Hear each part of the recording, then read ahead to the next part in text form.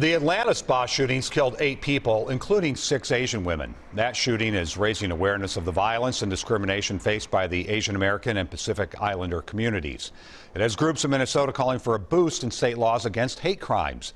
Bills in the Minnesota House and Senate would plug a coalition of community advocates say are loopholes in state law right now.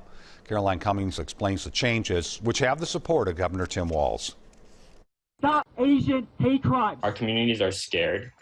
They're worried and they're asking for help. A coalition of Minnesota organizations, Communities Combating Hate, says it's time the legislature answer those calls for help by making changes to Minnesota law on hate crimes and incidents fueled by bias. The proposal would expand crimes motivated by bias to include incidents related to ethnicity, gender identity, and gender expression, and define hate crimes as incidents at least in part motivated by bias against certain groups, not just as the single motivation.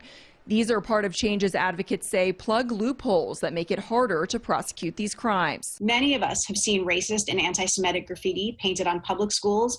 Under current law, due to these buildings not being owned by targeted groups, these incidents would not be recorded as part of a picture of hate in Minnesota, in spite of how they may impact the children and staff who walk in and out past them daily. The bill would also update training for officers, provide funding for victim support, and allow victims to report incidents to community organizations, providing the funds for them to compile those reports. Stop AAPI Hate reported close to 3,800 hate incidents across the country from March 2020 to February 2021, and it says the number is likely a fraction of the true total since the crimes are often underreported. They come to us because they want to be heard and to be supported. And unfortunately, right now, we don't have the support to play that role. And often what community members report to us is discounted. At the Capitol, Caroline Cummings, WCCO 4 News. The bill did move out of a House committee on Tuesday with only DFL support. There is a similar proposal sponsored by DFLers in the Senate, which is controlled by Republicans.